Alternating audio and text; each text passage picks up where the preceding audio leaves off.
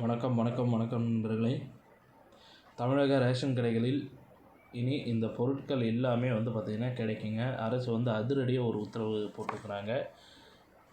தமிழகத்தில் ரேஷன் கடைகள் மூலமாக ஏழை எளிய மக்களுக்கு இலவசமாகவும் மலிவு விலையிலும் உணவுப் பொருட்கள் வழங்கப்பட்டு வந்துட்டுருக்கு. ரேஷன் கடைகளில் கூடுதலாக நீலகிரி மாவட்டத்தில் விளையும் தேயிலை தொலை விற்பனை செய்வதற்கு தற்போது அரசு முடிவு செஞ்சிருக்கு. இந்த நிலையில் கூட்டுறவுத்துறையின் கீழ் செயல்படும் ஈரோடு வேளாண் உற்பத்தியாளர்கள் மங்கலம் என்ற பெயரில் மஞ்சள், சமையல் எண்ணெய், பருப்பு வகைகள் மற்றும் சோப்பு என அனைத்து பொருட்களையுமே விற்பனை செய்து வந்துட்டுருக்கு.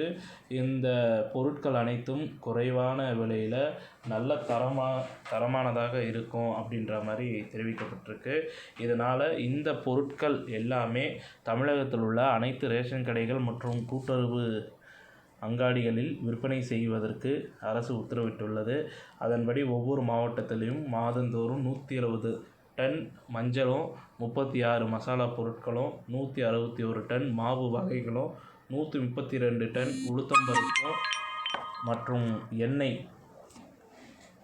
இந்த எண்ணெய் வகைகள் விற்பனை செய்வதற்கு உத்தரவு போடப்பட்டிருக்கிறதா தகவலானது வெளியாகிருக்கு. இத்துடன் இந்த செய்தி தகவல் முடிவடைகிறது. இந்த செய்தி தகவல் பிடிச்சிருந்தால் லைக் பண்ணுங்கள், ஷேர் பண்ணுங்கள். மறக்காமல் நம்ம சேனலை சப்ஸ்கிரைப் பண்ணி பெல் ஐக்கானை கிளிக் பண்ணி வச்சுக்கோங்க. நன்றி, வணக்கம்.